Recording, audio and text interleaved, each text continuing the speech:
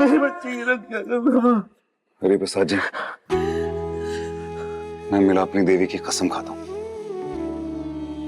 जब तक विधि को बेकसूर साबित करके मैं वापस यहां ले आऊं, तब तक इस मंदिर और घर की चौखट पर वापस कदम नहीं रखूंगा।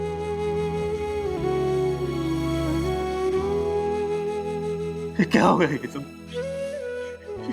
ये कैसे हो गया विधि के साथ? ये सब भैया पता नहीं क्यों हमारी परीक्षा ले रही, हर दूसरे दिन विधि के ऊपर ऐसे कुछ न कुछ संकट आ जाता है। मैं आपकी परेशानी समझ सकता हूं, लेकिन मैंने वादा किया है कि मैं उसे बेकसूर साबित करके वापस ले आऊंगा। और फिर मिलापनी देवी भी तो है विधि के साथ, तो बस ये मान के चलिए कि सब कुछ ठीक होगा। प्लीज, मुझे अब पुलिस स्टेशन जाना, मुझे जाना। हम भी चलेंगे। आप मुझ पर विश्वास करते हैं कि नहीं? आप में तो पूरा विश्वास है देव साहब। तो बस मैं वादा करता हूं कि मैं विधि को वापस ले आऊंगा। अब आराम कीजिए प्लीज।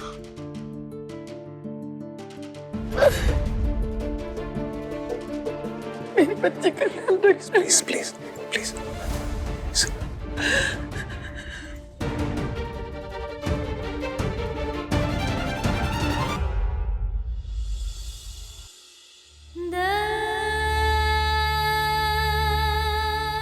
इंस्पेक्टर साहब, आप समझ नहीं रहे हैं। किडनैपिंग तो बहुत दूर की बात है, वो लड़की तो किसी के साथ ऊंची आवाज में बात तक नहीं करती है। ये जिस कंपनी में काम करती है वहाँ की मैं HR हेड हूँ। मैं आपको उसका कैरेक्टर सर्टिफिकेट देती हूँ। मैडम, ये सब बातें यहाँ बोलने से कोई फायदा नहीं है आपको। अगर उसके पक्ष में गवाही देने की जरूरत पड़ी तो हम आपको खुद बुलाएंगे कोर्ट में। जी, लेकिन मुझे एटलीस्ट एक बार उससे मिलने तो दीजिए। इसके लिए भी आपको कोर्ट से परमिशन लेनी पड़ेगी। ये रही कोर्ट की परमिशन।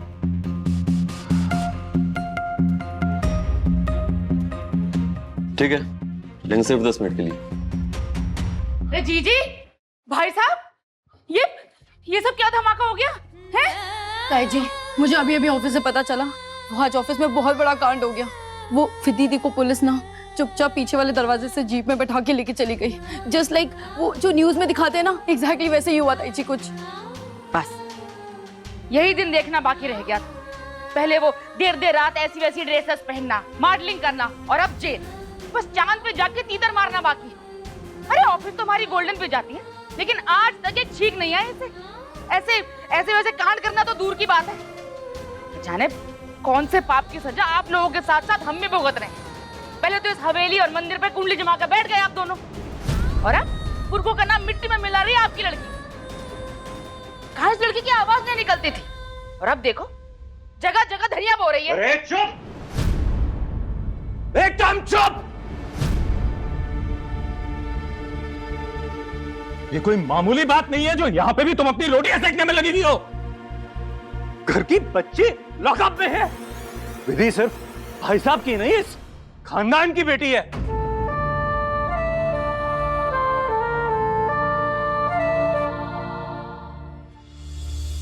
कोई भी सुनने के लिए राजी नहीं है देव। तुमने जितने भी लॉयर्स से कहा, सबसे बात की मैंने, लेकिन किसी से भी पॉजिटिव रिस्पांस नहीं आ रहा। मैंने भी अपने सारे कॉन्टैक्ट से बात की, कोई इस केस में हाथ डालने को तैयार ही नहीं है। अगर परमिशन है तो एटलीस्ट उसके मम्मी पापा से मिला दो उसे। वो देख नहीं पाएंगे विधि को ऐसे जेल के अंदर। बेचारे सीधे साधे लोग हैं। मैं मिल के आता हूं। क्या?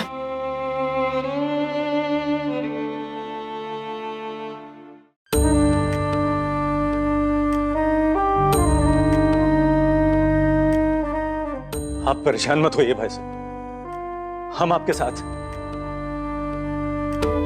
अरे भाइयों की कोई भी अनबन बच्ची से ऊपर हो सकती है क्या?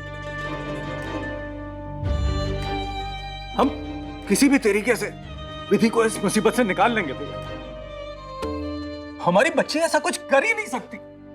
हाँ मेरे भाई, इसी सच्चाई की वजह से तो मैं अपने पैरों पे खड़ा हूं मेरे भाई। अंधा विश्वास है मुझे अपनी बच्ची पे, और मेरी बच्ची मेरा विश्वास कभी नहीं तोड़ सकती। कभी भी गलत कर ही नहीं सकती कुछ भी। हमारी विधि कुछ गलत कर ही नहीं सकती है।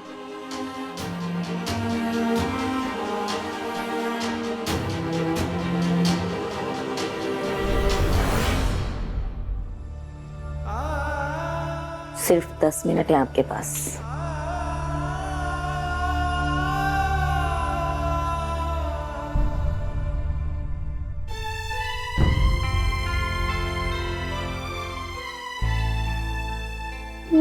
सर प्लीज सर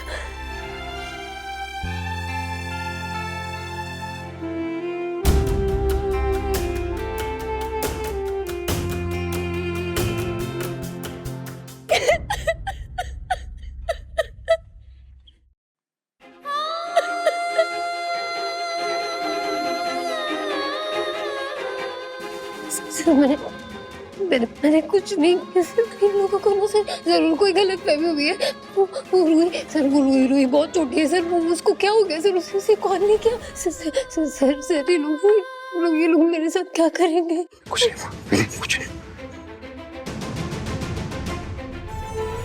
तुम बस ये बात याद रखना कि तुमने कुछ गलत नहीं किया।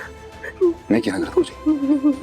तो जब गलत किया ही नहीं तो तुम्हारे साथ बुरा नहीं होगा। ओके, बस घबराना मत। ओके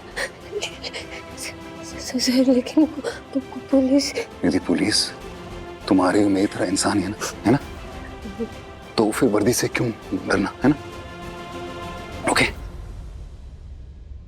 कालूमल के रिश्तेदार की पुलिस तो जान पहचान है। फोन लगा के देखता हूँ, शायद कुछ मदद कर पाए। हेलो हेलो पीली, बात सुन। हाँ राजेश भाई, हाँ प्रमोद बोल रहा था। वो मैंने बात की थी ना, वो देखिए ना कुछ हो सकता हो तो। हाँ मैं उनसे बात करता हूँ, जरूर कुछ हो जाएगा। भाई साहब बड़ी परेशानी में, बहुत परेशानी में आ गए भाई साहब। हेलो भाई साहब, मुझे भरोसा है ना? हाँ सर, खुद से भी ज्यादा। मैं तुम्हारे साथ हूं।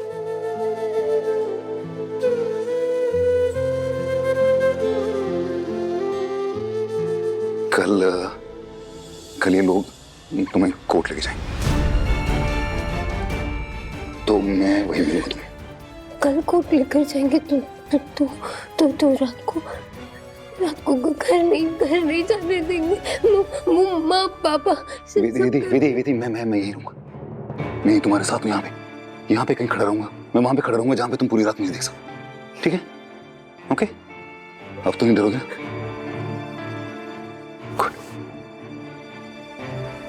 मदद करना तो दूर, फोन पे बात भी नहीं कर रहा कोई ठीक से। ये समाज जब जिसका हम इतना लिहाज करते, समय आने पर सब पीठ टिकाकर खड़े हो गए। यही है इनका असली चेहरा। हंसने के लिए सब खड़े हो जाते हैं, लेकिन इबादत के नाम पे दो शब्द नहीं कहते। छोटे समझ में नहीं आ रहा, मुझे दिमाग नहीं चल रहा, क्या करे तो क्या करे। माता रानी, ये कौन सा कड़वा सच दिखा दिया तूने। अरे अभी देखा ही क्या है आपने? देखेंगे तो अब। मैं तो मीठी पर दुनिया खारी। अब जब लोग बोलेंगे ना तो ढक्कन लगाने से मैं मुंह बंद नहीं कर पाएंगे उनका। अच्छा हाँ, मुझे बताओ कि तुम्हें कुछ रूही के बारे में पता है? कोई भी छोटी इंफॉर्मेशन या बड़ी इंफॉर्मेशन, कोई ऐसी चीज जो हम इन लोगों को बता सके जिससे उसका पता चल सके। उस दिन हुआ क्या था? सर जब मैं पिछली बार बाल कर गई थी तब वो दीदी ने मुझसे एक फॉर्म पे सिग्नेचर ली थी, क्योंकि वो अंतर्राज्यीय कहानी प्रतियोगिता के लिए बच्चों को भेजना है। रूही बहुत होनहार है सर, तो मैं उसे उस कंपटीशन के लिए भेजना चाहती थी और वो बहुत खुश थी उस दिन, क्योंकि देखो मेरा सीक्रेट फोन, मैंने इसका रिचार्ज कर दिया, तो मैसेज आता ही होगा। मैं अंदर जाके आपको मैसेज करती हूँ। तो मुझे मैसेज करने वाली थी उससे, वो बहुत खुश थी। फोन है उसके पास? मेरा ही एक पुराना फोन है, वो मैंने उसे दे रखा था। वेरी गुड विधि, ये बहुत बड़ी इंफॉर्मेशन। ओके, इससे इन लोगों को बहुत मदद मिल सकती है। और याद रखना, जब तक ये सारी प्रॉब्लम खत्म नहीं हो जाती ना, तब तक मैं तुम्हारे साथ हूं। हाँ? जब तक नहीं बाहर होगी तब तक साथ रहूंगा तुम्हारे। चलो चलो, हो गए 10 मिनट, मिलने का टाइम खत्म। चलो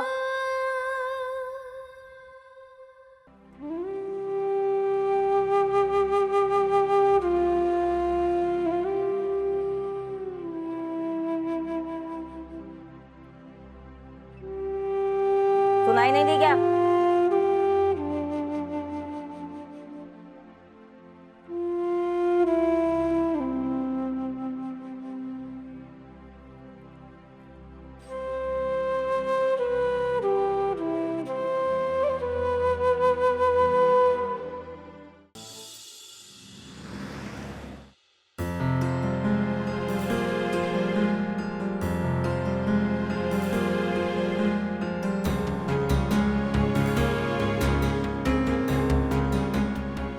जा रहा हूं मैं लेकिन जल्दी वापस आऊंगा, जल्दी वापस आऊंगा मैं।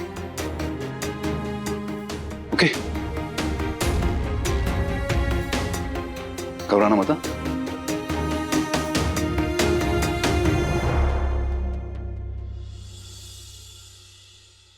हे माँ, देव सर मुझे तो बचा लेंगे, लेकिन रूही वो किस हाल में होगी, कहाँ होगी?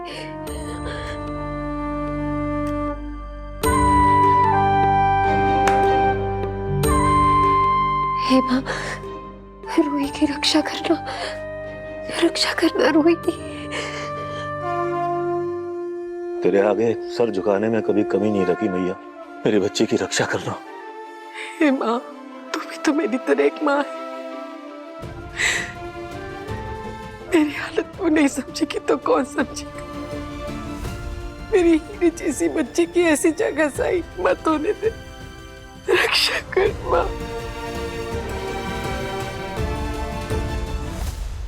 मैं भी चलती हूँ। तुम यही घर पे रहो बिमला, तुम लोग हाँ घर पे रहो, माता से प्रार्थना करो बच्ची की रक्षा करे। हाँ भैया मैं आता हूँ सर। हाँ तू आजा, वो देव साहब आ रहे हैं लेने, तो मैं चलता हूँ।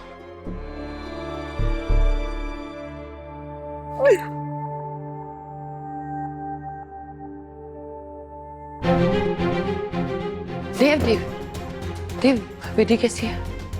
माँ अभी सबसे ज्यादा जरूरी उससे वहां से छुड़वाना है। मैं आपसे आराम से बात करता हूँ, मेरा अभी दिमाग काम नहीं कर रहा। ठीक है वो तो दिख रहा है भाई साहब।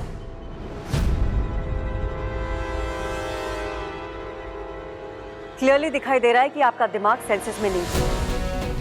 आपकी सगाई टूटने की वजह से हमारा नाम पहले ही बहुत खराब हो चुका है,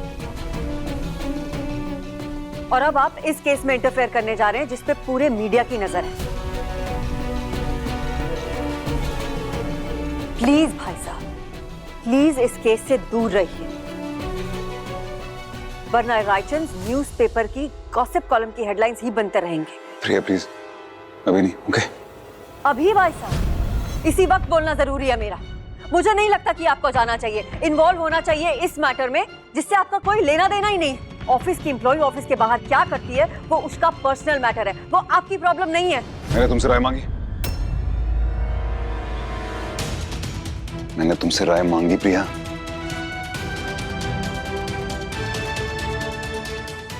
नहीं ना, चलता हूं। मुझे फोन करना बेटा। मम्मी जी, आप भी सपोर्ट कर रही हैं भाई साहब को? आपको दिखाई नहीं देता कि उनका इस केस से जुड़ना रायचंद के लिए अच्छा नहीं है? प्रिया, ये देव का पर्सनल मामला है, इससे दूर रहो। पर्सनल? ये पर्सनल मैटर कैसे हुआ? एक मामूली सी एम्प्लॉय के लिए भाई साहब हमारे खानदान की इज्जत स्टेक पे कैसे लगा सकते हैं? प्रिया, तुम बीच में मत पड़ो बस। मैं बीच में पढ़ूंगी मम्मी जी। मैं प्रिया रायचंद, और इस खानदान का हिस्सा होने की वजह से इस घर की प्रेस्टीज और रेपुटेशन से मुझे भी फर्क पड़ता है। तो एक बात तुम भी ध्यान से सुन लो, देव ऐसा कुछ भी नहीं कर रहा है जिससे इस घर की प्रेस्टीज और रेपुटेशन पर असर पड़े। Oh, really? भाई साहब कुछ नहीं कर रहे हैं? नहीं। रियली मम्मी जी, भाई साहब अगर किसी का मर्डर भी करके आ जाएंगे ना तो आपको उनमें कोई बुराई नजर नहीं आएगी। सौतेले बेटे के प्यार में आप खानदान की इज्जत को डुबा के ही मानेंगी, और आई डोंट अंडरस्टैंड कि उस विधि से हमारा लेना देना क्या है। लेना देना है ऐसे छोटे लोगों से सिर्फ सैलरी और बोनस तक का ही लेना देना अच्छा है। प्रिया बस करो। नहीं करूंगी मैं बस मम्मी जी। मैं जानना चाहती हूँ कि भाई साहब उस लड़की को इतनी इंपॉर्टेंस क्यों दे रहे हैं कि उसकी वजह से वो हमारे खानदान की इज्जत। प्रिया,